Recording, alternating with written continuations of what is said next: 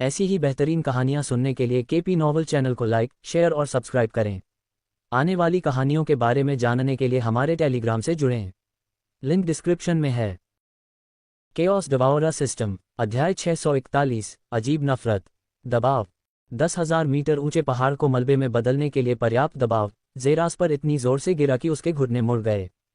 इसके पीछे का कारण स्पष्ट था। उसके सामने खड़ी महिला उसे घुटनों के बल बैठने के लिए मजबूर कर रही थी।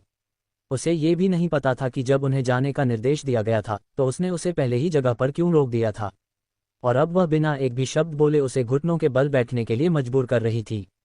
दहाड़ ज़ेरास के चेहरे से लाल रंग की नसें एक विपत्तिपूर्ण शैतान की नसों की तरह बाहर निकल आईं। उसके चेहरे पर खून की प्यास चमक रही थी। अंतरिक्ष के शून्य में तुरंत एक विशाल वलय दिखाई दिया। उस पर दबाव टुकड़ों में बिखर गया। फिर भी यह सब नहीं था। 9 सितारा मुट्ठी, दूसरा रूप क्रोधित भगवान की मुट्ठी। धमाका। उसके सामने का स्थान पागलों की तरह हिल गया। पूरी दुनिया मानो मौत की स्थिति से एकदम रुक गई हो। फिर भी यह घटना तब बलपूर्वक टूट गई जब स्टार मुट्ठी ने भयानक शक्ति के साथ प्रहार किया। पहाड़ों का पूरा भार मोराना की ओर आगे की ओर टूट पड़ा, जिसकी आंखें ज़ेरास के पीछे विशाल वलय को देखकर चौंक गईं। फिर भी उसे मुक्का मारते देख उसकी हैरान अभिव्यक्ति फीकी पड़ गई। तुम अभी भी मुझ पर मुक्का मारने के लिए बहुत छोटे हो, उसने एक उदासीन भाव से उससे कहा, जबकि उसके हाथ ज़ेरास के मुक्का मारने की ओर आगे बढ़ गए। कोई भी अंतरिक्ष तरंग नहीं थी, कोई भी अंतरिक्ष बिखराव नहीं था। लगभग एक नश्वर की तरह हवा में एक साधारण थप्पड़ खा रहा था, एक भी लहर नहीं।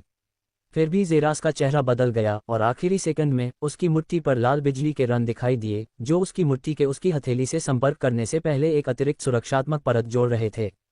उनके संपर्क में भयानक विस्फोट कभी नहीं हुआ, इसके बजाय शक्ति की एक साधारण लहर आई।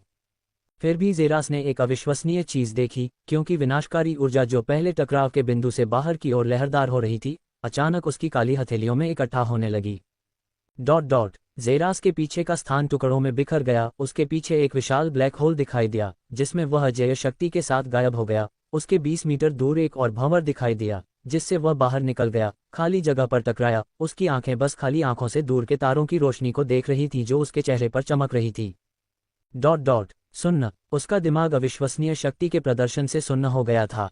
उसने मेरे हमलों में आधे बल को नकार दिया, उसे अपनी हथेलियों में वापस ले लिया, और फिर उसने मेरी शक्ति के शेष आधे हिस्से से विनाशकारी लहर पर समय को उलट दिया, और फिर मेरी पूरी शक्ति को वापस मेरी अपनी बाहों पर फेंक दिया।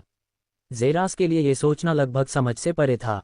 न केवल उसकी सबसे शक्तिशाली मुट्ठी के हमले की शक्ति को अवशोषित किया गया था, बल्कि समय को स्पष्ट रूप से उलट दिया गया था और उसके सभी हमले वापस उसी पर भेजे गए थे। बस बहुत हो गया मोराना, लाल बालों वाले बूढ़े व्यक्ति ने मोराना को घूरते हुए कहा, जिसने धीरे धीरे एक कदम पीछे लिया जो उसने पहले उठाया था। छी, ज़ेरास ने चिढ़कर कहा, क्योंकि वह धीरे धीरे अपनी बैठने की स्थिति से उठा, मोराना को देखने के लिए मुड़ा, जिसके चेहरे पर वही उदासीन भाव था। मैं आपकी सभी कॉल का जवाब देने और उन्हें सुनने के लिए आपको पर्याप्त सम्मान देता हूँ। मैंने वापस प्रतीक्षा करने के आपके आदेश का पालन किया। फिर भी सत्ता के आपके मूर्खतापूर्ण वर्चस्व का क्या मतलब है? आप बस मुझे प्रतीक्षा करने के लिए कह सकते थे, लेकिन आपने बलपूर्वक मेरी हरकत को रोक दिया और बिना एक शब्द कहे आपने मुझे अपने घुटनों पर बैठने के लिए मजबूर करने की कोशिश की। क्या कोई विशेष अपराध है जो मैंने किया है? ज़ेरास ने पूछा, अपने पैरों पर खड़े होकर और अपने हाथ की हड्डियों को फिर से ठीक करते हुए जो अपनी स्थिति से मुड़ गई थीं। मैं मोराना की ओर से माफ़ी मांगता हूँ। विदा हो जाओ, जवान, उस आदमी ने अचानक उसे विदा करते हुए कहा, और ज़ेरास भी पोर्टल में जाने से पहले वापस मुड़ गया। तुम सब भी जा सकते हो, उस आदमी ने कहा, और सभी बड़े बुजुर्गों और छोटे बुजुर्गों ने झुककर प्रणाम किया और फिर वे सभी पोर्टल का उपयोग किए बिना ही उस स्थान से गायब हो गए। अब केवल संप्रदाय के 3 प्राचीन लोग ही बचे थे। तुरंत जब वे सभी चले गए तो लाल बालों वाला बूढ़ा व्यक्ति मोराना की ओर देखने लगा। उसकी भौहें सिकुड़ गईं। क्या तुमने उसमें कुछ अजीब देखा? उसने मोराना से पूछा, जिसकी काली काली आंखें एक अतिरिक्त बैंगनी रोशनी से चमक रही थीं। मुझे उसके आसपास इसकी गंध आ रही है, लिलिथ की गंध। असंभव, अजीब, ज़ेरास ने हॉल से बाहर निकलते हुए सोचा। जैसे ही उसने पोर्टल की ओर देखा, उसे नहीं पता था कि उस काले व्यक्ति ने अचानक उस पर हमला क्यों किया, लेकिन उसे एक अजीब सी झिलमिलाहट महसूस हो रही थी। घृणा की झिलमिलाहट, एक तीव्र, आत्मा को जलाने वाली घृणा जिसने उसकी रीढ़ को ठंडा कर दिया। उसने उसे पहले कभी नहीं देखा था, तो कोई पहली नज़र में उसके लिए इतनी तीव्र घृणा कैसे विकसित कर सकता है? उसे 100% यकीन था कि वह उससे पहले कभी नहीं मिला था, तो इतनी घृणा क्यों? छी, तुम वापस आ गए, बॉस, केंजी ने जोर से कहा, जैसे ही दरवाजा खुला और ज़ेरस धीरे धीरे अंदर आया। तुम्हारी बाहों से खून बह रहा है बॉस, और तुम्हारा खून काला है। तुम मुसीबत खड़ी करने नहीं गए, है न? केंजी ने पूछा। जेरस ने अपनी बांह की ओर देखा, उसकी आंखों में एक घातक रोशनी चमक रही थी। मृत्यु का नियम, उसने सोचा, लेकिन पहाड़ के निवास में प्रवेश करने से पहले उसने केंजी को जवाब में अपने कंधे उचका दिए। क्या खबर है? केंजी ने खुशी से पूछा जब जेरस सोफे पर बैठा था, अपनी ऊर्जा को अपनी बाहों में निर्देशित कर रहा था ताकि उसके हाथों में डाली गई मृत्यु ऊर्जा को मिटा सके। क्या खबर है? सभी संप्रदाय के सदस्य टॉवर में शामिल होने की योजना बना रहे हैं बॉस। कुछ आंतरिक संप्रदाय पहले ही शामिल हो चुके हैं और बाहरी संप्रदाय के सदस्य कल शामिल होने जा रहे हैं। ओह सच में? जेरस ने पूछा, अपना पूरा ध्यान बाहों पर केंद्रित करते हुए। मृत्यु ऊर्जा उससे भी अधिक संक्षारक थी जितना उसने सोचा था और मधुमक्खी की तरह अपने शहद के लिए उसे पूरी तरह से अकेला छोड़ने से इनकार कर रही थी। तो आप क्या कहते हैं बॉस? आप कब ज्वाइन करने की योजना बना रहे हैं? अध्याय 642, कंजी का दृढ़ विश्वास। बॉस। जेरास ने अपनी आंखें बंद कर लीं और चुप हो गया। उसके बाएं हाथ ने उसके दाहिने हाथ को कसकर पकड़ रखा था। उसके चेहरे पर अजीब सी नसें थीं। हो! जेरास की बांह से एक गहरी भाप उठी और हवा में फैल गई, जिससे एक जोरदार सांस बाहर निकली। उसका दाहिना हाथ पीछे की ओर ढीला पड़ गया, जिससे वह थकावट से सोफे पर गिर गया। उसने मेरे हाथ को बेकार कर दिया, भले ही मैं ही हमला कर रहा था। और उसने उसमें मृत्यु ऊर्जा प्रवाहित की, कुछ ऐसा जो मेरे हाथ को धूल में मिला देता अगर मेरे पास इसे पहुंचने के लिए 3 मिनट नहीं होते। इसमें कोई संदेह नहीं है कि वह मुझे जरूर मिटा सकती है। और मैं महसूस कर सकता हूं कि वे बचे हुए 2 उससे कम शक्तिशाली नहीं हैं, और वह लाल बूढ़ा निस्संदेह उनसे ज्यादा शक्तिशाली है। ऐसे लोग हैं जो अपने एक ही गंभीर हमले से इसे मिटा सकते हैं। मुझे उनसे संपर्क से बचने के लिए कुछ समय के लिए चुप रहना होगा। जेरास ने अपने दिमाग में योजना बनाई और धीरे से अपना चेहरा कंजी की ओर घुमाया, जो उसे बड़ी आंखों से देख रहा था। तुम्हें पता है कंजी, अगर तुम मुझसे जुड़ना चाहते थे तो तुम सीधे कह सकते थे। सवाल को घुमाने की क्या जरूरत है? जेरास ने पूछा। कंजी के चेहरे पर बेशर्म मुस्कान दिखाई दी। हे, तुमने मुझे फिर से पकड़ लिया बॉस। लेकिन सच में, क्या तुम्हें नहीं लगता कि हमें शामिल हो जाना चाहिए? क्या होगा अगर हमें कोई भगवान का हथियार मिल जाए? हो बॉस, तुम्हारे सामने कोई भी दुश्मन परास्त हो जाएगा बॉस, और मैं खुद को तुम्हारा दाहिना हाथ बनने की पेशकश करता हूं। तुम क्या कहते हो बॉस? यह मुझे याद दिलाता है कंजी, मेरे पास तुम्हारे लिए एक बहुत बढ़िया मैनुअल है। इसे देखो, जेरास ने कहा जब उसके हाथों में एक मैनुअल आया और उसने इसे कंजी को दिया, जिसने इसे एक क्रीज वाली भान के साथ देखा। बर्बर युद्ध जनरल मैनुअल हो, कंजी ने कहा, और जेरास अपने पैरों पर खड़ा हो गया। आपके निर्णय आपके ऊपर हैं कंजी। जैसा कि आपने कहा, कौन जानता है कि क्या आपको वास्तव में भगवान ग्रेड हथियार मिल जाएगा। तब आप वास्तव में अपने दुश्मनों को परास्त कर पाएंगे। लेकिन आपको पता होना चाहिए कंजी, जैसा कि पुराने लोगों ने कहा है, अवसर और खतरा एक साथ काम करते हैं। एक भगवान द्वारा अपनी अधूरी इच्छा को पूरा करने के लिए एक परीक्षण। उफ, कितना बेवकूफ, जेरास ने अपने दिमाग में सोचा। इसमें कोई शक नहीं है कंजी, इसलिए यह वास्तव में एक जोखिम है। आप या तो भाग्य या दुर्भाग्य का सामना कर सकते हैं। मैं बस इतना कर सकता हूं कि जब आप खाली हों तो उस मैनुअल को देखने के लिए कहें। कौन जानता है, शायद यह आपकी मदद कर सके। मैं परीक्षण के लिए नहीं जाऊंगा कंजी, अभी के लिए, लेकिन मैं आपको जाने से नहीं रोकूंगा। ये वास्तव में आप पर निर्भर है और वास्तव में मुझे इतना प्रभावित नहीं करता है। तो आपका निर्णय कंजी, जेरास ने कहा, पार्लर से दूर जाते हुए अपने खून से सने कपड़े बदलने और एक नया कपड़ा पहनने के लिए वापस अंदर गया। अकेले कंजी खड़े थे, जिनकी आंखें मैनुअल को घूर रही थीं, उस पर लिखे नाम को देख रही थीं। बर्बर युद्ध जनरल मैनुअल, जो पूरी तरह से वर्णन करता है कि मैं क्या बनना चाहता हूं। उसने पुस्तक पर लिखे विवरण को देखते हुए मन ही मन सोचा। मैं टॉवर के लिए निकल रहा हूं बॉस, लेकिन मैं आपसे वादा करता हूं कि जब मैं वापस आऊंगा तो मैं वही बनूंगा जो आपने वास्तव में मेरी कल्पना की थी, कंजी ने कहा। जैसे ही उसने पुस्तक को अपने स्थानिक रिंग में रखा और लिविंग रूम से बाहर निकल गया, उसके पीछे निकास द्वार बंद हो गया, क्योंकि उसने एक दिन रहस्यमय तरीके से होने का इंतजार करने के बजाय, जो वह वास्तव में बनना चाहता था, उसकी खोज में जाने का विकल्प चुना। कंजी, जेरास ने मन ही मन सोचा, जब उसने बाहर जाने से पहले अपने कपड़े बदले। जल्दी से अपने पहाड़ के निवास पर चढ़ते हुए उसने क्षितिज पर धीरे धीरे सितारों को दिखाई देते देखा। जब उसने विशाल टॉवर को देखा, जो उसके पहाड़ के निवास से भी ऊंचा था, जो उससे लगभग 60 किलोमीटर दूर था, तो उसकी आंखें सिकुड़ गईं। वह विभिन्न आंतरिक और बाहरी संप्रदाय के सदस्यों को इसमें प्रवेश करते हुए देख सकता था। परीक्षण में भाग लेने के लिए उनके चेहरों पर जिज्ञासा और आशा साफ झलक रही थी, क्योंकि वे परीक्षणों को चुनौती देते हुए उम्मीद कर रहे थे कि उन्हें एक अच्छा इनाम मिलेगा। वह नहीं जानता था कि उनमें से कितने लोगों को वास्तव में एक अच्छा इनाम मिलेगा, लेकिन वह अच्छी तरह से जानता था कि प्रवेश करने वाले सभी लोग वापस नहीं आएंगे, और जो लोग कभी वापस नहीं लौटेंगे वे हमेशा के लिए टॉवर का हिस्सा बन जाएंगे।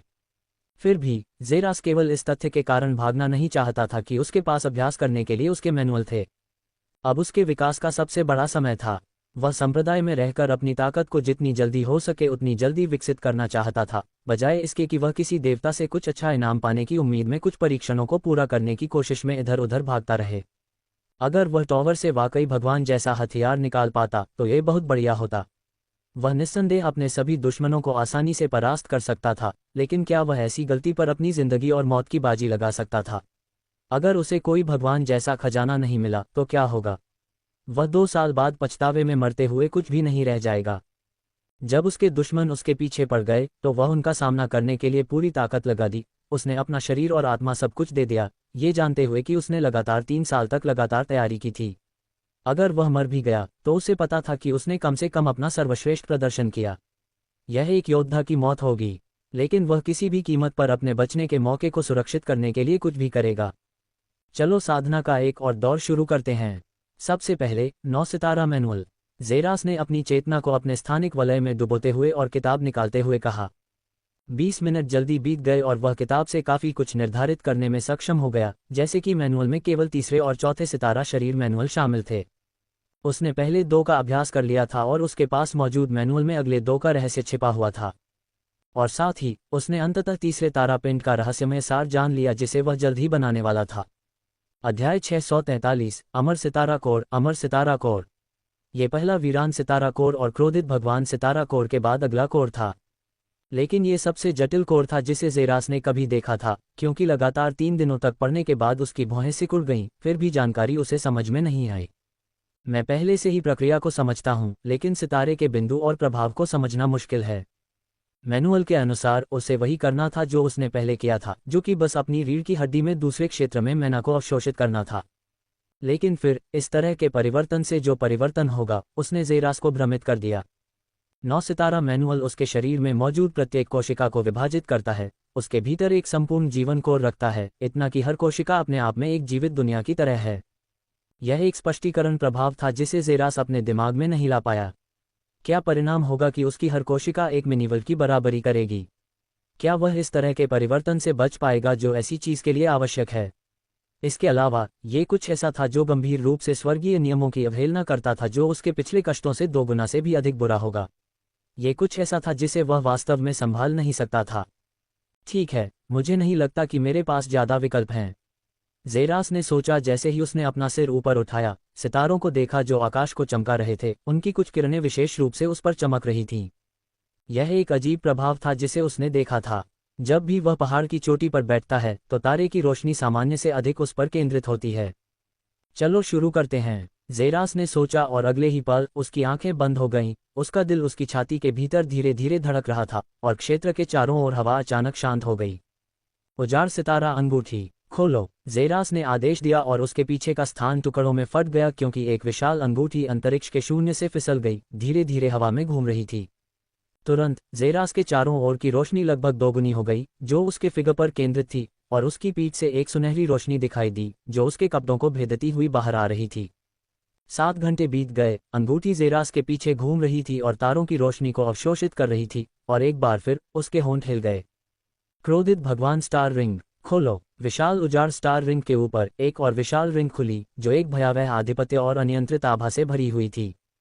इसके चारों ओर का स्थान बार बार कांपता और बिखरता था। ये प्रक्रिया एक टूटी हुई डिस्क के बजने की तरह चलती रहती थी। उजाड़ स्टार रिंग के साथ ओवरलैप करते हुए रिंगों की अवशोषण शक्ति दोगुनी हो गई क्योंकि स्टारलाइट और भी अधिक चमकीली हो गई, जिससे उनकी ऊर्जा रिंग में चली गई, जो स्वचालित रूप से ज़ेरास के आंतरिक कोर में स्थानांतरित हो गई। जीवन और भाग्य का ओवरलैपिंग। एक क्रोधित भगवान के अनियंत्रित क्रोध के साथ उजाड़ की आभा। एक पूरी दुनिया के लिए हर कोशिका का बलिदान करना। किसी अमर चीज का जन्म। अमर बलिदान का अनुष्ठान शुरू करो, ज़ेरास ने कहा, विभिन्न हाथ की मुहरें बनाते हुए, और अगले ही पल संप्रदाय में एक और दूसरी दुनिया की घटना दिखाई दी जिसने पूरे आंतरिक संप्रदाय क्षेत्र को रोशन कर दिया क्योंकि रात तुरंत दिन में बदल गई। 100 किलोमीटर के दायरे में सभी तारे अचानक जेरास के सिर के ऊपर इकट्ठे हो गए। इससे पहले कि उनकी कोमल रोशनी में अचानक एक बड़ा बदलाव आए, उनके कोर उग्र रूप से जलने लगे और फिर उनकी सभी रोशनी एक साथ निकल गईं और प्रकाश का एक झुलसा देने वाला स्तंभ बन गया जिसने जेरास के शरीर को नहलाया। हमेशा की तरह दर्दनाक, जेरास ने खुद से सोचा, भले ही वह अपने नितंबों पर क्रॉस लेग किए हुए था और उसका चेहरा हमेशा की तरह शांत था, लेकिन उसके चेहरे पर शैतानी नसें उसे बताती थीं कि उसके शांत रहने से कहीं ज्यादा कुछ है। ये हमेशा एक रहस्य रहा है जो मेरे व्यवहार से बच गया है। बस कैसे, ऐसा कैसे हो सकता है कि स्वर्ग मुझे साधना करने के लिए दंडित करता है, लेकिन यहाँ तक कि तारे जो मेरी शक्ति का अंतिम स्रोत हैं, वे भी मुझे हर बार बुझाने की कोशिश करते हैं जब मैं उनकी शक्ति को अवशोषित करता हूँ। क्या उन्हें मेरी सहायता नहीं करनी चाहिए? उसने गुस्से और गहरी जलन में खुद से पूछा। वह अच्छी तरह से जानता था, एक बार जब उसने अपने अमर सितारा कोर को सफलतापूर्वक बनाया तो उसे एक विनाशकारी संकट का सामना करना पड़ेगा जिससे वह मुश्किल से बच पाएगा। फिर भी जिन सितारों को उसने अवशोषित किया था, जिनकी शक्ति का वह उपयोग करता है, वे भी उसे हर बार नष्ट करने की कोशिश करते हैं जब भी वह उन्हें अवशोषित करता है। प्रकाश की झुलसाने वाली किरणें जो उसकी अंगूठी को ढांक रही थीं, हालांकि ऐसा लग रहा था कि सभी तारे उसे आशीर्वाद दे रहे थे, वे एक दिखावा से ज्यादा कुछ नहीं थे। भले ही उसके 2 तारा वलय अपनी पूरी क्षमता से प्रकाश को अवशोषित करने की कोशिश कर रहे थे, उनकी घूर्णन गति अभी भी उसके चारों ओर एक प्रकाश भक्षण करने वाला ब्लैक होल बना रही थी, फिर भी वे सब कुछ पूरी तरह से अवशोषित करने में सक्षम नहीं थे और जल्द ही जेरास के शरीर से धुआं उठने लगा और उसकी त्वचा पिघलने लगी।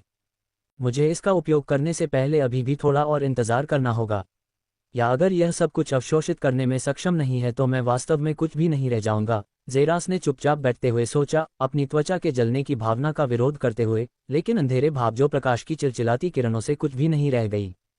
घंटों बीत गए और भले ही सुबह हो गई, लेकिन सितारों ने बिल्कुल भी हिलने से इनकार कर दिया। सभी और भी अधिक चमकते हुए चमक रहे थे और तेज होती जा रही थी।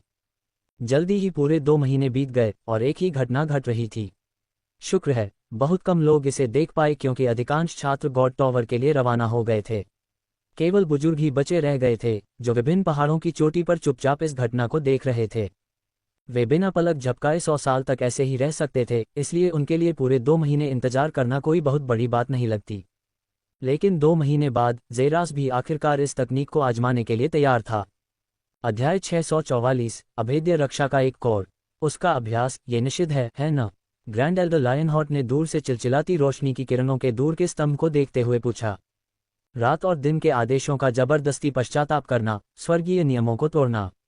हमारे पास शक्ति होने के बावजूद भी हम ऐसा करने की हिम्मत नहीं कर सकते। इसमें कोई संदेह नहीं है कि वह स्वर्गीय नियमों के खिलाफ जा रहा है, ग्रैंड एल्डर स्वॉर्ड्सवर्थ ने भौहें सिकुड़ते हुए कहा, क्योंकि वह ग्रैंड एल्डर लायनहॉर्ट की ही दिशा में देख रहा था। फिर भी, क्या आपने देखा, स्वर्ग का निंदनीय क्रोध अभी तक उसे लेने नहीं आया है। मुझे पूरा यकीन है कि स्वर्ग उसके जो कुछ भी कर रहा है उसे पूरा करने का इंतजार कर रहा है, फिर वह सभी के लिए एक उदाहरण बन जाएगा। ग्रैंड एल्डर स्वॉर्ड्सवर्थ ने उसे जवाब दिया, जबकि बाकी लोग चुप रहे, बस देखने का विकल्प चुना। ये वह रास्ता था जिसे उन्होंने चुना था। शक्ति होने के बावजूद स्वर्गीय नियमों के खिलाफ जाने की हिम्मत नहीं थी। वे बस बैठते हैं और हर दूसरी घटना को देखते हैं। उसकी त्वचा छील दी गई थी, जिससे सिर्फ एक हड्डीदार छवि बची थी। उसकी आंखें जल गई थीं, उसके बाल बिल्कुल भी नहीं बचे थे। अगर उसकी हड्डियों में सीधे उकेरे गए विभिन्न रून न होते और उसकी रीढ़ की हड्डी एक दूसरी दुनिया की रोशनी से जगमगा रही होती, एक चकाचौंध करने वाली रोशनी जो ऊपर से उसे छेदने वाली तारों की रोशनी की किरण से लगभग बराबरी कर सकती थी, तो वह कंकाल से अलग नहीं दिखता था। आह, ये काफी होना चाहिए, जेरास ने खुद से सोचा, ये देखकर कि जलते हुए खंभे अपने उच्चतम बिंदु पर हैं, उन्हें लगा कि अब वे उसे आसानी से मिटा देंगे। लेकिन दुर्भाग्य से उन्होंने अभी भी जेरास को कम आंका था, जिसने तुरंत अपना अंतिम तुरुप का पत्ता सामने रखा। कुछ ऐसा जिसने उसे अब 2 बार स्वर्ग के चेहरे पर थप्पड़ मारने में मदद की है। आत्मा सितारों का समूह, खुलो, जेरास ने आदेश दिया और अगले ही सेकंड में जेरास की हड्डीदार आकृति से प्रकाश का एक स्तंभ बाहर निकला, जो छोड़े जा रहे प्रकाश की भेदी किरणों से सीधे टकराया। फिर भी, एक विनाशकारी विस्फोट के बजाय जो हुआ वह प्रकाश द्वारा प्रकाश के अवशोषित होने की घटना थी। जेरास ने अपने शरीर से जो प्रकाश का स्तंभ छोड़ा, उसने तुरंत ही विभिन्न सितारों द्वारा भेजे जा रहे हर एक प्रकाश को अवशोषित कर लिया। तुरंत ही जेरास की रीढ़ की हड्डी अविश्वसनीय रूप से चमकदार रोशनी से जगमगा उठी। उसके शरीर पर मौजूद हजारों रून भी शानदार ढंग से चमकने लगे। प्रत्येक रून स्थान एक चौंकाने वाले अवशोषण भंवर में बदल गया, जिसने विभिन्न प्रकाश को सीधे अपने अंदर अवशोषित कर लिया। तुरंत ही तारों की रोशनी के पूरी तरह से अवशोषित हो जाने की एक अजीब घटना घटने लगी, क्योंकि विभिन्न तारों की रोशनी के सभी कोर तुरंत ही ज़ेरास पर मौजूद आत्मा सितारों द्वारा अवशोषित हो गए और उसके दसियों आत्मा सितारे भी चमक उठे। इन सेटअप के साथ ज़ेरास को महसूस हो रहा था कि उसका अमर कोर भी पूरा हो रहा है, लेकिन इसके बाद जो हुआ वह ये था कि कोर ने अचानक उस स्टारलाइट की संरचना को बदल दिया जो उसके अंदर अवशोषित हो गई थी, और फिर उसे वापस उसके अंदर भेज दिया। इसके बाद मुंह चौड़ा होने लगा, क्योंकि नई मांसपेशियां दिखाई देने लगी, नई कोशिकाएं बढ़ने लगी, उसके बाल वापस उगने लगे और उसकी जली हुई आंखें एक बार फिर बनने लगीं। जो अलग था वह यह था कि अब 2 की जगह उसकी पुतलियों में एक साधारण सितारा अतिरिक्त बिंदु देखा जा सकता था, जो बड़े 2 के चारों ओर घूम रहा था और हर गुजरते सेकंड के साथ चमक रहा था। ये शुरू हो रहा है हर कोशिका के भीतर दुनिया का निर्माण। ज़ेरास ने खुद से सोचा, क्योंकि उसने अपनी चेतना को अपने भीतर गहराई से डुबोया जो परिवर्तन चल रहा था। मांसपेशियों का हर छोटा तंतु, मांस का हर टुकड़ा, हर चीज को उनमें से प्रत्येक के भीतर दिखाई देने वाले साधारण छोटे सितारों द्वारा प्रतिस्थापित किया जा रहा था। बदले में ज़ेरास को जो परिणाम मिला वह पूर्ण शक्ति की भावना थी। हर कोशिका एक पूरी दुनिया, एक अमर इकाई का सच्चा निर्माण। अब मैं अमर कोर स्टार बॉडी की शक्ति को समझता हूँ। ये पूर्ण सुरक्षा का एक निकाय है। मुझ पर किया जाने वाला हर हमला बस मेरी किसी एक कोशिका दुनिया में ही भेजा जा सकता है। एक ऐसा हमला जो मेरी पूरी बांह को छीनने के लिए पर्याप्त होना चाहिए था, उसे आसानी से एक सेल में दुनिया में स्थानांतरित किया जा सकता है, जिससे मैं खुद के बजाय केवल एक सेल को नष्ट कर सकता हूँ। मेरे पास अभी भी उतनी ही कोशिकाएं होंगी जितनी मेरे भीतर कोशिकाओं की संख्या है। ये लगभग सैकड़ों जीवन प्राप्त करने जैसा है। ज़ेरास ने चौंककर जोर से सोचा। यह अनिवार्य रूप से अमर सितारा कोर का मुख्य बिंदु था। यह उपयोगकर्ता की कोशिकाओं के भीतर मिनी वर्ल्ड बनाता है।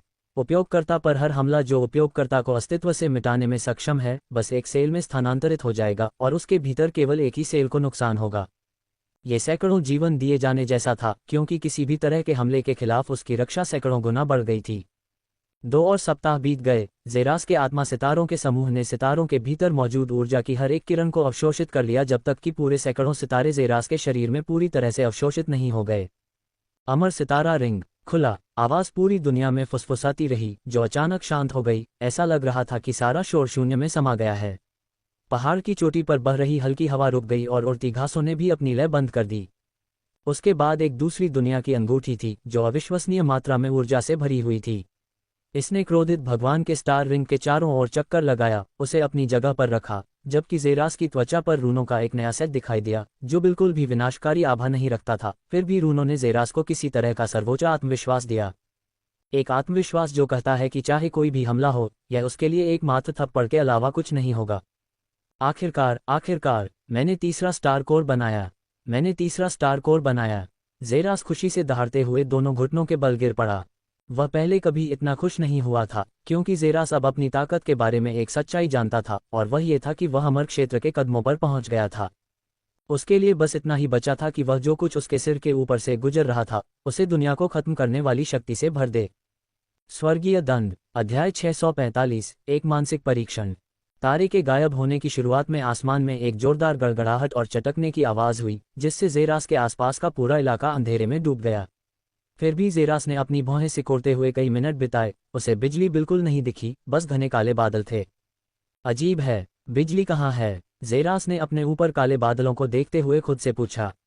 मानो स्वर्ग उसके सवाल को सुन सकता हो। अचानक आसमान से एक हरा आभा निकला, जो बारिश की तरह उस पर बरस रहा था। अपने ऊपर बरस रही हरी, तरल जैसी आभा को देखने के लिए अपना हाथ ऊपर उठाते हुए ज़ेरास की आंखें भ्रम में चमक उठीं, क्योंकि इससे उसे कोई नुकसान नहीं हुआ। तारांकन, क्या ये एक मिंग्स क्लेश की सजा? ग्रैंड एल्डर स्वॉर्ड्सवर्थ ने पूरा किया, और वह और ग्रैंड एल्डर फ्लेमिंगहार्ट तुरंत सदमे में अपने पैरों पर कूद पड़े। तुरंत ही जिस पहाड़ की चोटी पर वे खड़े थे वह टुकड़ों में टूट गया, क्योंकि वे दोनों अपनी पूरी गति से ज़ेरास की ओर आगे बढ़े। फिर भी वे कुछ सेकंड देर से थे, क्योंकि उन्होंने ज़ेरास को अचानक ऊपर उठते देखा, पहाड़ की चोटी से गिरने से पहले तेजी से नीचे की ओर गिरते हुए और जमीन में एक गहरे गड्ढे को तोड़ते हुए। जब दोनों ग्रैंड एल्डर्स गड्ढे से कुछ मीटर ऊपर तैर रहे थे, जहां ज़ेरास की बेहोश आकृति देखी जा सकती थी, उनकी आंखों में उदासी की रोशनी चमक रही थी, तब सन्नाटा छा गया। हम बहुत देर हो चुकी थी, अब ये पूरी तरह से उस पर निर्भर करेगा। तारांकन, तेज चलो, तुम कूड़े के ढेर। दहाड़ सुनाई दी, उसके बाद एक चाबुक की आवाज आई, साथ ही एक दर्दनाक चीख और हवा में खून के छींटे। माँ, एक युवक की चीख गूंजी, उसके बाद जंजीरों की खनक और एक चेहरा जमीन पर गिरने की आवाज आई। चलते रहो। एक व्यक्ति की दहाड़ करीब से और स्पष्ट रूप से सुनाई दी। जैसे ही उसकी आंखें धीरे धीरे खुली और वह अंततः उस क्षेत्र को अत्यंत स्पष्टता से देख सका। यह एक कीचड़ भरा रास्ता था जो खुरदरे कीचड़ से भरे एक फिसलन भरे दांतेदार पहाड़ के किनारों पर था। वह गाड़ी के थोड़े खुले दरवाजे से देख सकता था और उसके पीछे 2 दर्जन गुलाम थे जिनके गले, हाथ और पैरों में जंजीरें बंधी हुई थीं और उन्हें गाड़ी के बगल में आगे ले जाया जा रहा था। चीख एक फटी पुरानी दिखने वाली महिला की थी जिसकी पीठ खून से लथपथ थी, जिस पर चाबुक के निशान थे। उसकी लाइन के सामने एक काले बालों वाला लड़का था जिसे गार्ड ने उसकी गर्दन पर जंजीर खींचकर उसकी गिरी हुई स्थिति से ऊपर की ओर खींचा। मैं ठीक हो जाऊंगी, यूशेंग, महिला ने अपने बच्चे को सांत्वना देने की कोशिश करते हुए कहा, जिसके खुरदुरे चेहरे पर आंसू बह रहे थे। चले जाओ, इससे पहले कि मैं तुम्हें एक बार फिर कोड़े मारूं। अत्याचारी गार्ड ने अपना कोड़ा लहराते हुए कहा। जबकि महिला आगे बढ़ रही थी, पूरे इलाके में जंजीरों की खनकती आवाज गूंज रही थी। क्या ये शोर आपको परेशान करता है, युवा मास्टर हैड्स?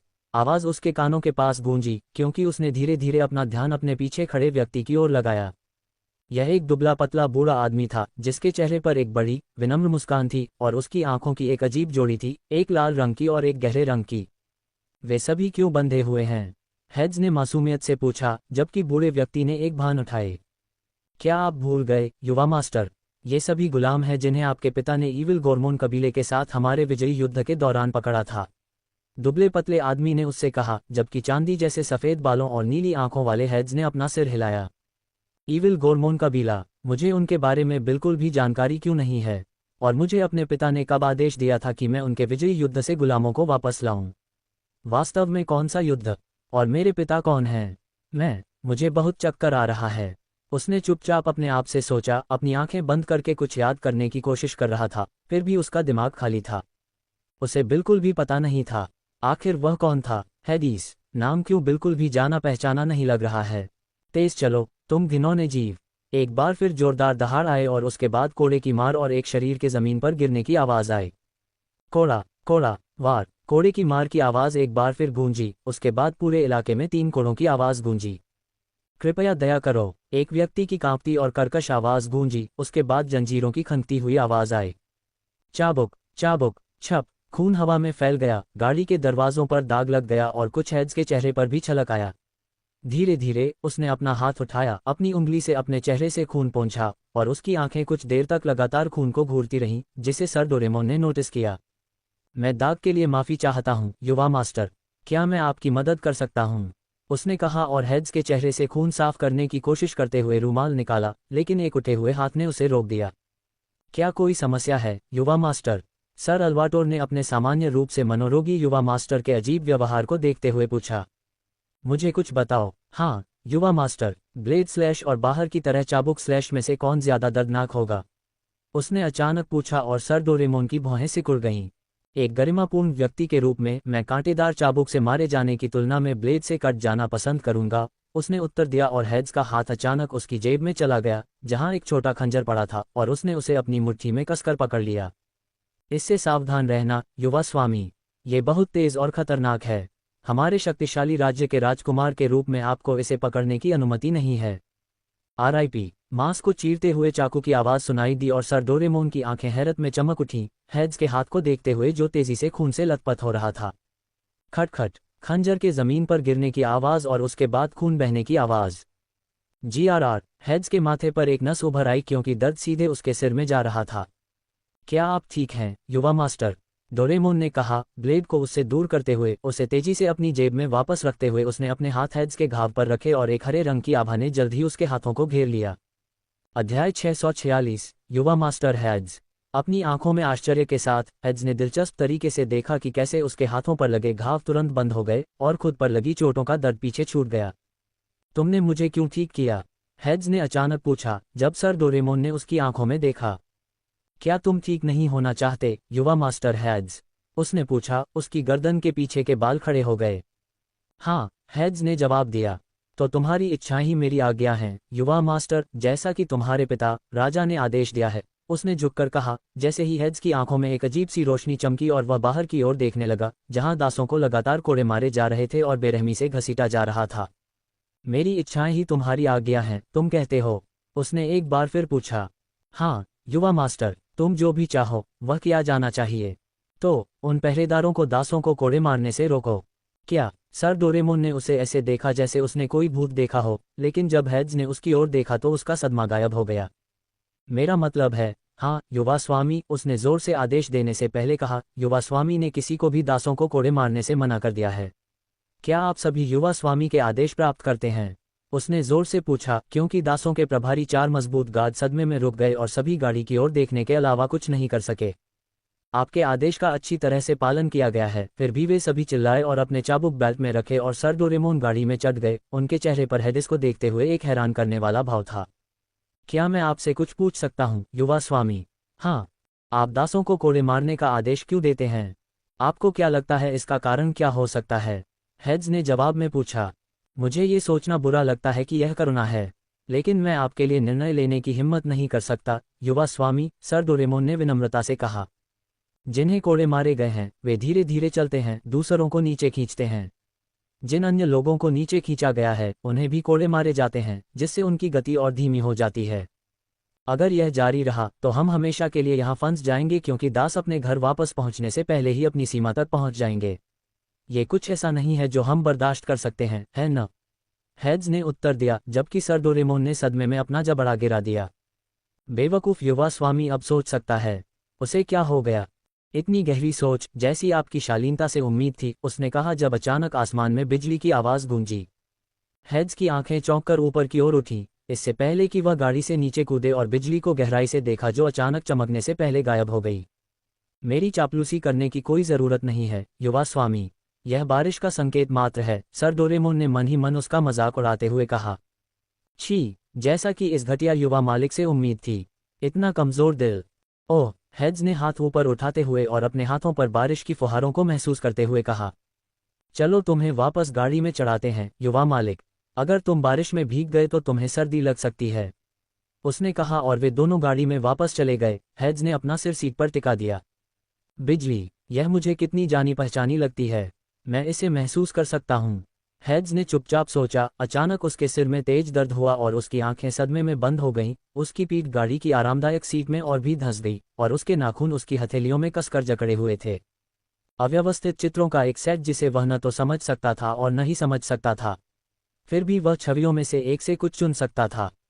एक अजीब शब्द जो इतना जाना पहचाना लग रहा था। ज़ेरास, मैं ज़ेरास हूँ, उसने अचानक पुकारा और सर डोरेमोन को देखा, जिसने उसे एक भौं उठाकर देखा। क्या आप वाकई ठीक महसूस कर रहे हैं युवा स्वामी? यात्रा ने आपको काफ़ी थका दिया होगा।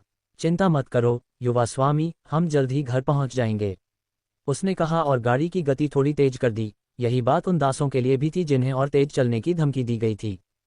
लगभग 3 घंटे की खामोशी जल्दी ही बीत गई और जल्द ही गाड़ी एक चीखती हुई सी आवाज़ के साथ रुक गई, क्योंकि हेड्स खिड़कियों से देखने के लिए मुड़ा था। वहां उसने देखा कि वे एक बड़े गेट के सामने थे जहां बहुत सारे पहरेदार खड़े थे। गाड़ी का ड्राइवर पहरेदारों से बात करते हुए देखा जा सकता था और जल्द ही वह उनकी ओर वापस चला गया। विशाल गेट जल्दी से उनके लिए खुल गया। जल्द ही वे सभी पहरेदारों के साथ गेट में घुस गए और तुरंत ही हलचल भरी गतिविधियों के शोर का सामना करना पड़ा। पुरुष और महिलाएं बातचीत कर रहे थे, व्यापारी और खरीदार कीमतों पर बहस कर रहे थे, भिखारी अपने हाथों में भिक्षा की बाल्टी लिए विभिन्न सड़कों के कोनों पर थे, पहरेदार अपने हाथों में भाले लिए बाजार क्षेत्र से गुजर रहे थे, जबकि विभिन्न नागरिक अपने सिर नीचे करके उनके रास्ते से हट गए, जिससे पहरेदार गर्व और तिरस्कार में अपनी छाती फुलाकर चल रहे थे। कभी कभी उनके रास्ते में आने वालों को जमीन पर गिरा दिया जाता था और जो नीचे गिराया जाता था वह तुरंत अपने घुटनों पर गिरकर माफी मांगता था, केवल पहरेदारों की हंसी उड़ाने के लिए। हम महल से बस थोड़ी ही दूरी पर हैं युवा मास्टर, सर डोरेमोन ने दूर से एक विशाल नुकीली संरचना को देखते हुए कहा। वह महल है, वाकई बहुत बड़ा और भव्य, इतनी दूर से भी, हेड्स ने खुद से सोचा जब सर डोरेमोन की गर्व भरी हंसी गूंजी। बेशक युवा मास्टर, आखिरकार आपके पिता शक्तिशाली जनरल असमोडियस हैं, जिन्होंने कुल 12 अन्य राज्यों पर विजय प्राप्त की है। हमारे एकमात्र दुश्मन गोरमोन कबीले और शक्तिशाली नागासुकी कबीले हैं। गोरमोन हमारे हाथों मारे गए हैं और हमारा एकमात्र योग्य प्रतिद्वंद्वी नागासुकी कबीला है। लेकिन जल्द ही महामहिम अपनी सर्वोच्च शैतानी शक्ति के साथ उन पर शासन करेंगे और हमारा साम्राज्य केवल बड़ा और बड़ा होता जाएगा। उसने अपनी आंखों में गर्व और किसी ऐसी चीज की गहरी चाहत के साथ कहा जिसे वह समझ नहीं पाया। हेड्स ने बड़बड़ाया। जल्द ही वे महल में चले गए। दासों को किसी अन्य स्थान पर ले जाया गया, जबकि सर डोरेमोन हेड्स के साथ बड़े महल में चले गए। अध्याय 647 अमर क्षेत्र तक पहुंचना। उनके ठीक सामने एक सिंहासन कक्ष था। एक सिंहासन कक्ष वैभव से चमक रहा था, एक प्राचीन सफेद पैलेट में नहाया हुआ था जो लालित्य और पवित्रता को दर्शाता था। ऊंची मेहराबदार खिड़कियों से प्राकृतिक प्रकाश की धाराएं संगमरमर के फर्श पर गिरती थीं, जो दर्पण जैसी चमक के लिए पॉलिश की गई थीं। जटिल नक्काशीदार स्तंभ भव्य सोने के फीते से सजे हुए स्वर्गीय दृश्यों के भित्तिचित्रों से सजी एक गुंबददार छत से मिलते हैं। केंद्र में एक शानदार क्रिस्टल झूमर चमक रहा था, जो कमरे में एक नर्म उज्ज्वल चमक डाल रहा था। सिंहासन कक्ष के दूर के छोर पर कमरे की सुंदरता के विपरीत खून के लाल रंग में रंगा हुआ एक सिंहासन था और उस पर एक विशालकाय बैठा था। लगभग 3 मीटर लंबा, मानव जैसा विशालकाय, खून के लाल बालों का झरना। उसकी लाल आंखें खून के प्यासे जानवर की रोशनी बिखेर रही थीं। उसका शरीर किसी ग्रीक देवता जैसा लग रहा था। उसकी आंखें उस पर टिकी हुई थीं, एक अजीब शिकार जैसा दृश्य, जब वह उसे एक मजाकिया मुस्कान के साथ देख रहा था। महाराज, श्री डोरेमोन ने दोनों घुटनों पर बैठकर अभिवादन किया। फिर भी उसे बहुत आश्चर्य हुआ। मनोरोगी राजकुमार, जिसका सबसे बड़ा डर कोई और नहीं बल्कि उसका अपना पिता था, अपने पैरों पर खड़ा रहा। आखिर इस बार राजकुमार पर क्या बीत गई, उसने मन ही मन सोचा। कितना दिलचस्प है, आखिर मेरे कायर बेटे पर क्या बीत गई, जो मेरी आंखों में देखने की हिम्मत कर रहा था, उसने जोर से कहा। उसकी आवाज़ पूरे कमरे में गूंज रही थी। फिर भी उसकी पुकार की जगह खामोशी ने ले ली, क्योंकि हॉल में पदचिह्नों की आवाज़ गूंज रही थी और हेड्स अपने पिता की ओर चल पड़ा और उनसे बस कुछ सेंटीमीटर की दूरी पर खड़ा हो गया। हालांकि हेड्स खड़ा था, फिर भी उसे अपना सिर थोड़ा ऊपर उठाना पड़ा ताकि वह सीधे उस आदमी की आंखों में देख सके, जिससे उसकी पागल ऊंचाई का पता चल सके। तुमने मुझे अभी क्या कहा? आवाज़ एक शांत फुसफुसाहट की तरह तब गूंजी जब जनरल असमोज ने अपने बेटे के अजीब व्यवहार पर एक भान उठाई, लेकिन उसका मनोरंजन और बढ़ गया, जिससे उसकी मुस्कुराहट और भी चौड़ी हो गई। तुम, मेरे काया बेटे, उसने घोषणा की। हेड्स की आंखें दूर तक देख रही थीं, उसकी अभिव्यक्ति एक खोए हुए आदमी की तरह थी, इससे पहले कि अचानक उसके होंठ खुलते और एक छोटी सी हंसी उसके होंठों से निकल जाती, जो जल्द ही एक शैतानी मुस्कान में बदल जाती, जैसे कि हेड्स के चारों ओर की हवा चटकने लगती। बेटा, मैं तुम्हारा बेटा हूँ, उसने हंसी और मजाक के बीच पूछा। जब से मैं सोच सकता था, मेरा एक ही लक्ष्य रहा है जो जीने की मेरी अपनी इच्छा से ज्यादा चमकता है। एक दिन ये पता लगाना कि मेरे असली पिता और माँ कौन हैं। और तुम मेरे पिता होने का दावा करते हो। हा हा हा, अब मैं समझ गया। मैं सब कुछ समझता हूँ, हे स्वर्ग के धिक्कार है, हेड्स ने उपहास की हंसी के साथ कहा, क्योंकि हजारों यादें उसके दिमाग में वापस आ गईं। तुम मुझे खुद से दूर करना चाहते हो, मेरे अंदर वह सब कुछ डालकर जो मैं सबसे ज्यादा चाहता हूँ। एक पिता जो एक शक्तिशाली सेनापति है, एक शक्तिशाली राज्य का एक युवा स्वामी। बस वही जीवन जो कोई भी चाहेगा, है न? मुझे एक औसत दर्जे की जिंदगी में फंसाए रखना। कितना बेवकूफ, तुमने मुझे कितना कम आंका है, ज़ेरास ने घोषणा की। उसकी आवाज़ अंत की ओर और भी तेज होती गई। क्लिंक, ऐसा लगा जैसे उसके अंदर किसी तरह की जंजीर टूट गई हो। उसके बाद ऊर्जा की एक विनाशकारी लहर आई जो तुरंत सिंहासन कक्ष की छत को चीरती हुई, पूरी दीवारों को तोड़ती हुई और उसके सामने खड़े जनरल असमोडियस को उड़ा ले गई, जबकि सर डोरेमोन खुद तुरंत ऊर्जा की दूसरी दुनिया की लहर से खून के आंसू बन गए। मैं, ज़ेरास, एक कमजोर व्यक्ति का काया बेटा, छी। ज़ेरास ने घृणा से अपनी जीभ चटकाई। जैसे ही वह छत से ऊपर की ओर बढ़ा, आसमान में ऊपर नीचे चढ़ता गया, जब तक कि वह अंततः बादलों तक नहीं पहुंच गया। उसकी आंखें गुस्से से भरी हुई थीं और नीचे मौजूद जीवन के छोटे से हिस्से को घूर रही थीं। सब कुछ, हर वह चीज़ जिसने मुझसे झूठ बोलने की हिम्मत की, जिसने मुझे धोखा देकर वह चीज़ बनाने की हिम्मत की जिसकी मैं सबसे ज्यादा इच्छा करता हूं, मैं उसे पूरी तरह मिटा दूंगा, उसने घोषणा की। जब उसके हाथों में हजारों रून दिखाई दिए, उसने अपनी मुट्ठी को एक मुक्का मारने के लिए कस लिया। उसके दाहिने हाथ से शक्तिशाली ऊर्जा फूट पड़ी। फिर भी ज़ेरास ऊर्जा को संघनित करता रहा, उसे संघनित करता रहा, जब तक कि बादलों में एक छोटा सा सूरज दिखाई नहीं दिया। उसकी आभा ही शहर में मौजूद हर साधारण नश्वर को राख में बदलने के लिए पर्याप्त थी। सब खत्म हो जाएं, ज़ेरास ने घोषणा की, और फिर उसने भयानक शक्ति के साथ नीचे की ओर मुक्का मारा। नीचे का अंतरिक्ष सैकड़ों बार फट गया, जबकि ऊर्जा का एक प्रलयनकारी उछाल हवा में फैल गया, जिसने क्षेत्र के विभिन्न राज्यों के संपूर्ण आकाश को ढक लिया। प्रतिरोध करो, आदेश सुने जा सकते थे क्योंकि निवासियों ने अपनी सारी ऊर्जा का प्रतिरोध करने की कोशिश में एकत्र की। फिर भी इसने गेंद पर बिल्कुल भी ऊर्जा की लहर पैदा नहीं की, क्योंकि यह भयानक शक्ति के साथ नीचे की ओर गिर गई। शक्ति के निकलने से मौजूद हर चीज राख में बदल गई, और ज़ेरास ने ठंडे दिमाग से देखा कि कैसे पूरे ग्रह का आधा हिस्सा तुरंत ही एक अथाह दरार में बदल गया, जो इसकी जमीन को चीरती हुई बाहरी अंतरिक्ष के दूसरी ओर पहुंच गई। छी, कमीनो, उसने अत्यंत तिरस्कार में पुकारा। उसके चारों ओर का स्थान अजीब तरह से मुड़ गया, इससे पहले कि वह बलपूर्वक खुद को वापस खींचकर उस स्थान पर ले जाए जहां उसे होना चाहिए था। गड्ढे के भीतर अभी भी सोए हुए जेरास को देखा जा सकता था और कुल मिलाकर 7 आकृतियां उस क्षेत्र से बहुत दूर खड़ी थीं। उनकी आंखें आसमान में बादल से और पोर्टहोल में जेरास से मिलती जुलती थीं। अब पूरे 2 महीने हो गए हैं। वह कब तक भ्रम में रहेगा? ग्रैंड एल्डर वुड्सवर्थ ने भावहीन आंखों से कहा। परीक्षण में लिया गया समय कुछ भी मायने नहीं रखता। इस सजा का सामना करने वाले सभी लोग अनंत काल तक नींद में रहे। ऐसा लगता है कि वे एक मीठे सपने में थे जिससे वे तब तक नहीं जाग सकते थे जब तक कि उनका शरीर समय से समाप्त नहीं हो जाता। ये तभी मायने रखता है जब वे जाग सकें। ग्रैंड एल्डर फ्लेमिंग हॉट ने अभी अपनी बात पूरी भी नहीं की थी जब ऊर्जा की एक भयावह लहर आसमान में फूट पड़ी, जो किसी और से नहीं बल्कि उस गड्ढे से निकल रही थी जहां जेरास को दफनाया गया था। उसके शरीर से शक्तिशाली सूक्ष्म ऊर्जा निकल रही थी। उसके चांदी जैसे बाल 3 गुना से ज्यादा लंबे हो गए थे और उसकी विशाल सूक्ष्म अंगूठी हवा में घूम रही थी। हर चक्कर में पूरे ग्रहों के घूमने का भ्रम हो रहा था। आधिपत्य के एक अविश्वसनीय कानून ने क्षेत्र के आसपास की हर चीज को दबा दिया और यहाँ तक कि ग्रैंड एल्डर्स के भी जबड़े जमीन पर गिर गए जब उन्हें पता चला कि वे धीरे धीरे हवा में स्थिर रहने की अपनी क्षमता खो रहे थे। मैं इस तरह के बेवकूफ परीक्षण से निराश हूँ, जेरास ने तिरस्कार में थूका, क्योंकि उसने काले बादलों को धीरे धीरे छटते देखा। जेरास ने भी अपनी अंगूठियां वापस अपने शरीर में समेट लीं। उसकी आंखों में गुस्सा धीरे धीरे कम होता गया।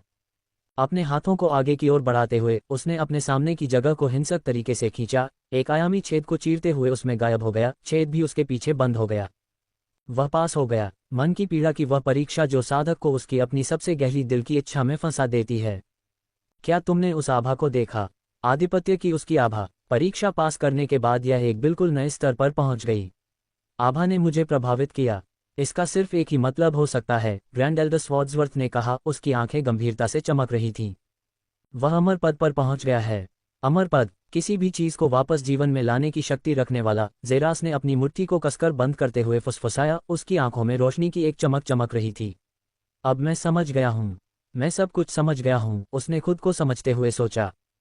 ये हमेशा से ही उसकी जिज्ञासा को जगाता रहा था कि उसके कबीले का व्यक्ति जेसन सेलेस्ट्रिया को कैसे वापस जीवित कर सकता है, और अब जाकर उसे एहसास हुआ कि कैसे। ये सब उस नई शक्ति पर निर्भर करता है जो अमर पद तक पहुंचने से बनती है। एक ऐसी शक्ति जिसके बारे में वह अनजान था लेकिन अब वह बड़ों में महसूस कर सकता था। अमरत्व का स्रोत। ये हर अमर साधक के डेंटियन में मौजूद था और उसके मामले में यह उसकी रीढ़ में मौजूद था। यह अमरत्व का सच्चा स्रोत था। साधना की शुरुआत से ही जीवन ऊर्जा का संचय 2 भागों में विभाजित हो गया। ऐसी शक्ति एक मृत व्यक्ति को वापस जीवन में लाने के लिए भी पर्याप्त थी। जबकि प्रत्येक साधक के पास 2 होते हैं, वे केवल एक पर भी जीवित रह सकते हैं। यह अमरत्व विशेषज्ञ को उनकी शक्ति देता है जिससे वे अपने एक जीवन कोर को साझा करके दूसरे को वापस जीवन में ला सकते हैं। लेकिन ऐसा बलिदान इतना आसान नहीं था। चूंकि कोर व्यक्ति की साधना की शुरुआत से ही संचित ऊर्जा है, इसलिए इसका आधा हिस्सा अलग करना अपने जीवन भर की साधना के आधे हिस्से को अलग करने जैसा होगा। यह ऐसा कुछ नहीं था जिसे आसानी से दिया जा सके। आखिर किस तरह का मनोरोगी अपने जीवन भर की साधना का आधा हिस्सा दे सकता है? केवल 2 लोग जिन्हें जेरास जानता था ऐसा कर सकते थे। पहला वोनेक था, जिसने उसे फिर से जीवंत करने के लिए अपने जीवन भर की क्षमता का आधा हिस्सा स्वेच्छा से साझा किया था, और दूसरा उसके कबीले का संरक्षक था, जिसने अपना जीवन कोर सिर्फ इसलिए दे दिया था ताकि जेसन सेलेस्ट्रिया उसे ऊपर उठा सके। अध्याय 648, प्राचीन लोगों द्वारा बुलाया गया। छी, इतना बलिदान, मैं उनके लायक भी नहीं हूँ, जेरास ने अपने आप से सोचा। उसके नाखून उसकी हथेलियों में और गहरे धंस गए। अभी उसके पास आखिरकार वोनेक को बचाने की शक्ति थी, लेकिन बहुत देर हो चुकी थी। अगर वह लगभग 10 साल पहले इस स्तर तक पहुंचने में सक्षम होता तो वह पहले ही ऐसा कर चुका होता। लेकिन शायद उम्मीद हो सकती है। अगर अमर क्षेत्र एक मृत व्यक्ति को वापस जीवित कर सकता है, तो मायावी ईश्वर क्षेत्र क्या कर सकता है? एक साधना चरण होना चाहिए जो किसी को सीधे समय में वापस ले जा सके। एक साधना चरण होना चाहिए जो किसी को दूसरी दुनिया के क्षेत्र में जाने और मृतकों की आत्माओं को वापस लाने की पहुंच दे सके। मैं दुनिया में सबसे ज्यादा जिस चीज की परवाह करता हूं, उसकी कसम खाता हूं, मैं तुम्हें वापस लाऊंगा, वोनेक। तुम और तुम्हारे सभी लोग जो युद्ध में मारे गए। मैं तब तक लड़ता रहूंगा जब तक मैं उस दायरे में नहीं पहुंच जाता। जेरास ने अपने आप से दृढ़ विश्वास के साथ कसम खाई, धीरे धीरे अपने मुट्ठी बंद हाथों को छोड़ते हुए।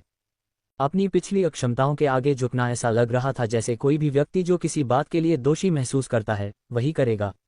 लेकिन अपराध बोध में पड़ने के बजाय असंभव की संभावना की ओर क्यों न देखें? वोनेक का मामला उसके अंदर एक हृदय दानव पैदा नहीं करेगा। वह इसका उपयोग केवल अमर होने से भी बढ़कर कुछ बनने के अपने संकल्प को मजबूत करने के लिए करेगा। उस मृत्यु के साथ उसे उस संरक्षक की याद आई जिसने जेसन को फिर से जीवंत करने के लिए अपने अमर जीवन कोर का बलिदान दिया था ताकि वह उसे ऊपर उठा सके। उसे पहले कोई अंदाजा नहीं था, लेकिन अब जेरास को एहसास हुआ कि वह संरक्षक कितना वफादार था। दृष्टि में बातचीत से वह बता सकता था कि वह व्यक्ति उसके अपने कबीले से था, शायद उसे अपनी जान बचाने के लिए उसके साथ भागना पड़ा था। और जेसन को उसकी देखभाल करने की अनुमति देने के लिए संरक्षक ने पलक झपकते ही अपनी आधी खेती खत्म कर दी थी, बस ये सुनिश्चित करने के लिए कि जेसन पर उसकी देखभाल करने के लिए पर्याप्त ऋण है। कोई ऐसा कैसे कर सकता है अगर उस व्यक्ति के प्रति गहरी वफादारी न हो जिसने उसे अपने साथ भागने का मिशन दिया हो? स्वेच्छा से अपने जीवन का आधा हिस्सा दे देना, बस ये सुनिश्चित करने के लिए कि उसे जो मिशन दिया गया था वह सफल हो सके।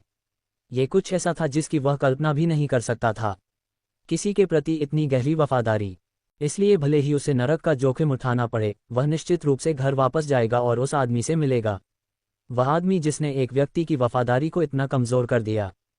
वह वापस जाएगा और सीखेगा कि उसे कबीले से क्यों दूर भेजा जाना था, भले ही इसके लिए उसे सब कुछ खोना पड़े। बस थोड़ा और समय, बस थोड़ा और। जेरास ने अपने दिमाग में सोचा, अपनी 9 स्टार फ्रॉस्ट आर्ट को बाहर लाने की तैयारी कर रहा था, लेकिन जब उसने अपने पहाड़ के निवास के बाहर से एक तेज आवाज सुनी तो उसका ध्यान उस ओर चला गया। वह पहले से ही अमर आभा को महसूस कर सकता था और अच्छी तरह से जानता था कि यह केवल एक बुजुर्ग ही हो सकता है। अपने पहाड़ी निवास का दरवाजा खोलकर बाहर निकलते हुए वह उस बुजुर्ग को देख सकता था जिसने अपनी भौहों को थोड़ा सा सिकोड़ लिया था, क्योंकि वह कोई और नहीं बल्कि अमर नारेल था। प्राचीन लोग तुम्हारी उपस्थिति चाहते हैं, मेरे साथ आओ, उसने कहा। उसके चेहरे पर कोई स्पष्ट परिवर्तन नहीं था। फिर वह दूर चली गई और जल्दी से एक प्रकाश किरण बन गई। अरे वे लानत वाले प्राचीन राक्षस! जब मैं उनसे बचने की योजना बना रही थी तब उन्होंने मुझे बुला लिया। आखिर वे मुझसे क्या चाहते हैं? जेरास ने अपने दिमाग में सोचा, अभी भी पिछली बार के अचानक हमले का कारण नहीं समझ पा रहा था। लेकिन जल्दी से वह हवा में ऊपर उठा, अमर नारेल की आकृति का पीछा करते हुए जहां भी वह उसे ले जा रही थी। अंडस्को, वह आ रहा है, शब्द हॉल में गूंज उठे, जो 3 अजीब प्रकाश घटनाओं में रखा गया था। हॉल का एक हिस्सा घना अंधेरा था, एक गहन आत्मा शीतल अंधकार, एक ऐसी जगह जहां प्रकाश का अस्तित्व ही प्रतिबंधित था। हॉल के बीच में रोशनी की एक लाल चमक देखी जा सकती थी, जिसमें खून के रंग की ठंडक थी, फिर भी यह समान रूप से लपटों की तरह एक गर्म आभा बिखेर रही थी। 2 विपरीतताओं का एक साथ आना वास्तव में एक अमूर्त और दुर्लभ घटना थी। हॉल के सबसे बाएं हिस्से में बर्फ और बर्फ की एक पूरी दुनिया थी, जिसमें तूफान और सफेदी के झोंके के साथ एक ठंडी सफेदी थी। हम यहाँ हैं, अमर नारेल ने कहा जैसे ही वह धीरे धीरे वापस जमीन पर उतरी। जेरास कुछ सेकंड बाद उसके पीछे उतरा और उसकी भौहें उसके सामने जो कुछ था उसे देखकर सिकुड़ गईं। एक अजीब मंदिर, जिसकी छत और ऊपरी भाग को किसी अविश्वसनीय रूप से शक्तिशाली ब्लेड से काट दिया गया था। इतना शक्तिशाली कि कट के निशान के रास्ते में जगह अभी भी ठीक नहीं हुई थी। वे अंदर हैं, अमर नारेल ने हवा में उठने और प्रकाश की किरण की तरह दृश्य से दूर जाने से पहले कहा। अंदर मैं कुछ भी नहीं देख सकता, जेरास ने सोचा, काले मंदिर के अंदर देखते हुए, जिसे उसकी अमर निगाह भी भेद नहीं पा रही थी। एक आह भरते हुए वह घने अंधेरे में चला गया। उसे लगा कि पूरी दुनिया अचानक बदल रही है। उसने अंधेरे में कदम रखा और उसके चेहरे के ठीक सामने 3 लोग थे जो 3 अजीबोगरीब घटनाएं दिखा रहे थे। एक घना अंधेरा स्थान जहां मोराना नामक प्राचीन राक्षस खड़ा था, उसकी सुस्त आंखें हमेशा की तरह उसे देख रही थीं। बीच में गहरा लाल प्रकाश था जहां एकमात्र नर प्राचीन राक्षस खड़ा था, और सबसे बाईं ओर कोई और नहीं बल्कि सफेद रंग का प्राचीन राक्षस था, जिसकी आंखें उस तत्व की तरह ठंडी थीं जिसे वह नियंत्रित करती थी। उसे और भी आश्चर्य हुआ कि वे तीनों एक दूसरे का हाथ थामे हुए थे, कुछ ऐसा जिसे जेरास महसूस कर सकता था कि वे तीनों उस अजीब रोशनी के लिए जिम्मेदार थे जो वे छोड़ रहे थे। उनके सामने पहुंचकर वह एक घुटने पर बैठ गया, उसके हाथ उसकी छाती पर थे और उसका सिर थोड़ा झुका हुआ था। ये संप्रदाय का अनिवार्य अभिवादन था यदि कोई शिष्य प्राचीन राक्षस को देखता था। आपने मेरी उपस्थिति को बुलाया है, प्राचीन लोगों। अध्याय 649, एक प्राचीन व्यक्ति द्वारा हत्या का प्रयास। उठो, युवा, आदमी ने उससे कहा। बैठक में उसके द्वारा दिखाए जाने वाले सामान्य चंचलपन का संकेत अब फीका पड़ गया था, अब एक छोटे के प्रति एक बड़े व्यक्ति के सम्मान से भर गया था। तुम्हें आश्चर्य हो सकता है कि तुम्हें यहाँ क्यों भेजा गया है, और तुम्हें मेरी इच्छा पूरी करने के लिए मजबूर करने के बजाय मैं तुम्हें समझा दूं। साबित होने के बाद समझाओ। हमारे पास एक शापित व्यक्ति को समझाने के लिए पूरा दिन नहीं है। कठोर आवाज किसी और की नहीं बल्कि मोराना की थी, जो एक अंधेरी प्राचीन महिला थी, जिसने उस व्यक्ति को बीच में ही रोक दिया जो उसे कुछ समझाना चाहता था। ठीक है, फिर उम्मीद है कि परीक्षण के बाद वह हमें गलत साबित करेगा। उसने जेरास की ओर देखने से पहले एक आह भरते हुए कहा, उसकी आंखें बता रही थीं। आगे आओ, उसने इशारा किया क्योंकि जेरास धीरे धीरे उनकी ओर चला गया और मोराना और बर्फीले प्राचीन राक्षस ने अपने हाथ उसकी ओर बढ़ाए। अगर मैं इसे पकड़ता हूं तो मैं मंत्र पूरा कर लूंगा। लेकिन आखिर यह क्या है? जेरास ने आगे की ओर फैले हाथों को देखते हुए कहा। वह अच्छी तरह जानता था कि अगर वह इसे पकड़ता है तो वह एक पूरा चक्र बना सकता है, जिसके परिणामस्वरूप कुछ ऐसा हो सकता है जिसके बारे में उसे कोई जानकारी नहीं है। फिर भी भले ही उसे पूछना चाहिए था कि यह सब क्या है, जेरास ने अपनी सचेत इच्छा से परे अपने हाथों को आगे बढ़ाया और उनके हाथों को पकड़ लिया।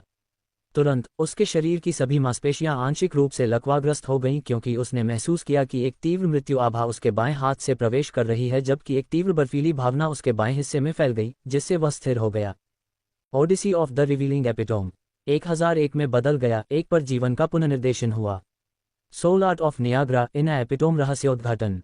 आदमी ने मंत्रोच्चार किया और तुरंत एक अलौकिक प्रकाश पूरे हॉल में फूट पड़ा, एक अलौकिक आभा से भरा हुआ। जैसे ही जेरास मुड़ा, कमरे के चारों ओर देखा, फिर भी वह प्रकाश का स्रोत नहीं खोज सका। तीनों बुजुर्गों की ओर मुड़ते हुए उसकी भौहें सिकुड़ गईं जब उसने देखा कि उनकी आंखों में भय की झलक दिख रही थी, जबकि वे उसे देख रहे थे। क्या हुआ? अपने आप को देखो, उसने कहा जब जेरास ने खुद को देखा और उसका अपना चेहरा भी बदल गया। अभी वह उनके जैसी ही दो अजीब रोशनियों से रिस रहा था। पहली एक गहरी अंधेरी रोशनी थी जो मोराना की रोशनी से भी ज्यादा गहरी थी, और दूसरी एक चमकदार सुनहरी रोशनी थी जो शक्ति और अविश्वसनीय दृढ़ विश्वास से भरी हुई थी।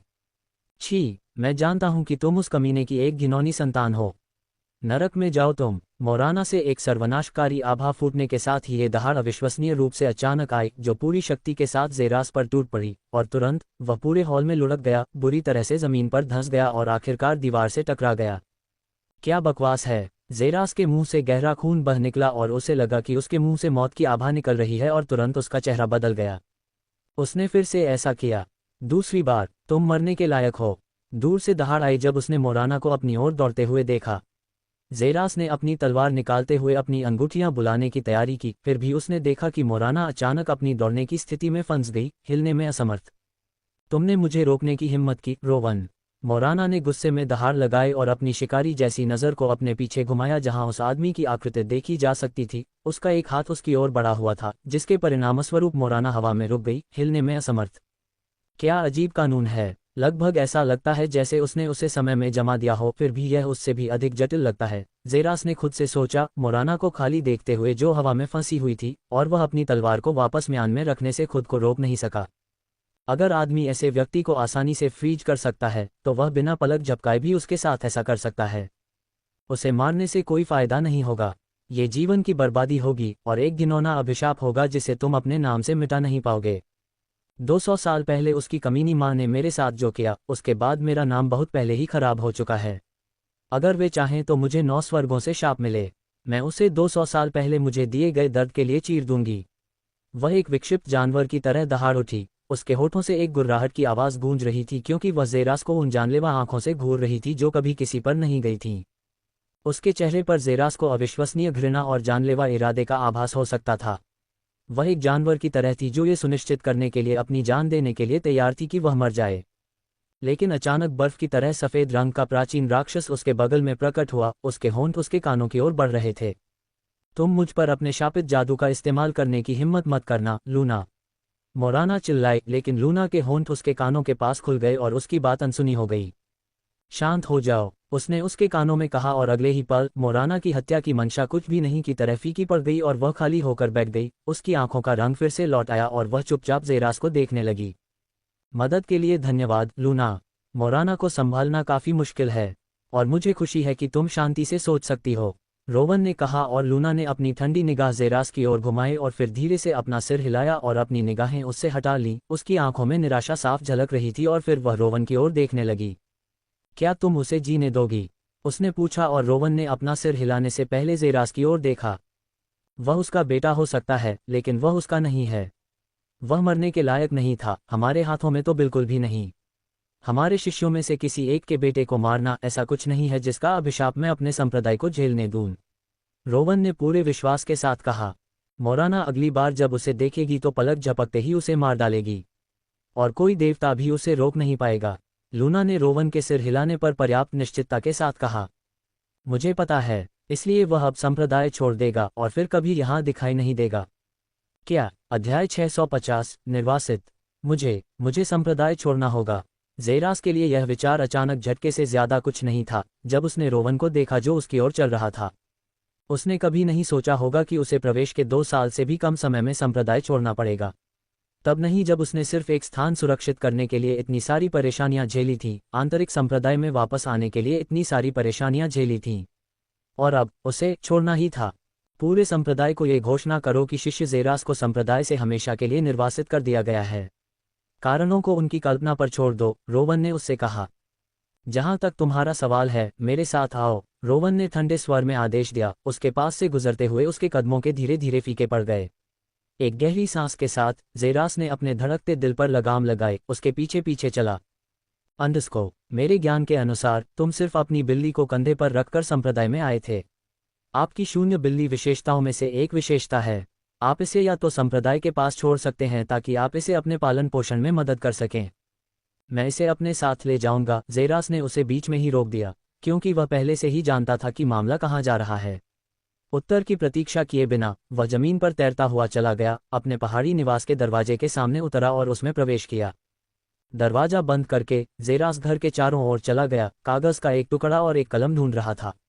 उसने जल्दी से कुछ लिखा, इसे केंद्र की मेज पर छोड़ दिया। कमरे में जाने से पहले जहां फ्लफी को खर्राटे लेते हुए देखा जा सकता था, उसके कुछ मीटर की दूरी पर पहुंचने के बाद ही वह जाग गया।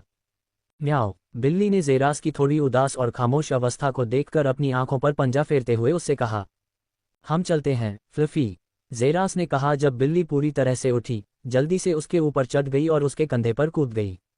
म्याओ, बिल्ली ने चिंतित होकर पूछा, ये सोचकर कि उन्हें एक बार फिर क्यों जाना पड़ा, लेकिन ज़ेरास केवल मुस्कुरा सकता था।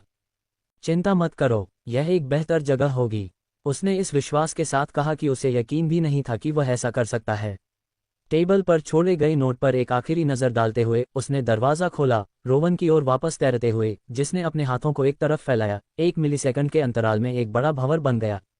चलो चलते हैं, उसने टेलीपोर्टर में कदम रखते हुए कहा, और ज़ेरास उसके पीछे चला गया। उनकी दोनों आकृतियां फीकी पड़ गईं और जगह एक बार फिर शांत सन्नाटे में बदल गई। उन दोनों को पता नहीं था कि एक निश्चित आकृति संप्रदाय के जंगल के भीतर एक उजाड़ पहाड़ की चोटी पर बैठी हुई दिखाई दे रही थी। उसकी दाढ़ी पतली थी, उसके हाथ में एक बोतल थी, और ज़ेरास उसे मार्शल गॉड हॉल के उस गंदे बूढ़े बुजुर्ग के रूप में पहचान लेता। आह, ये वास्तव में वह है न?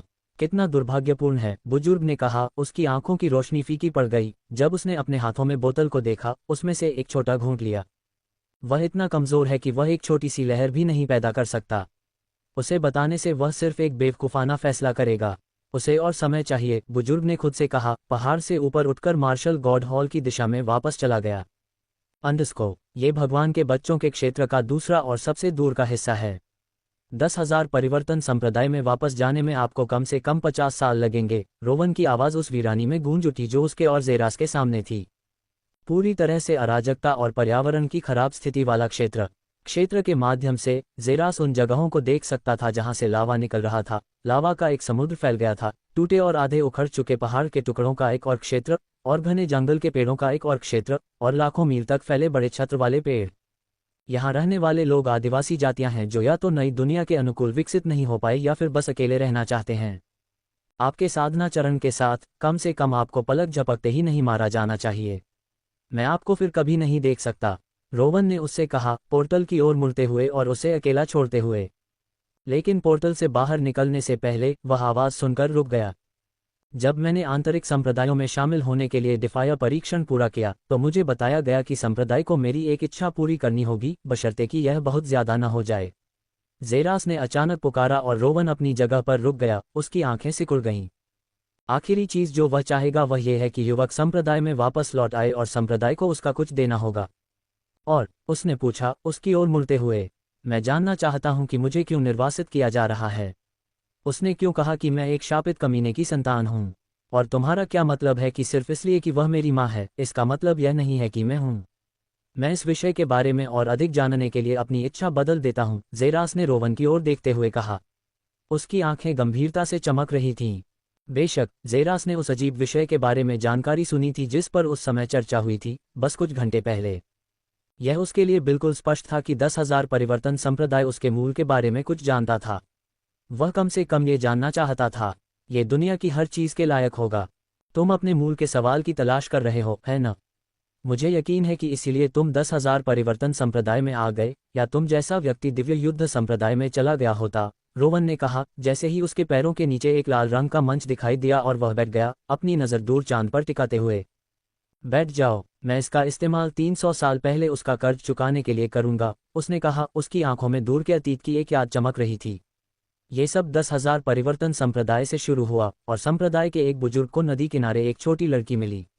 वह बुजुर्ग कोई और नहीं बल्कि मोराना है।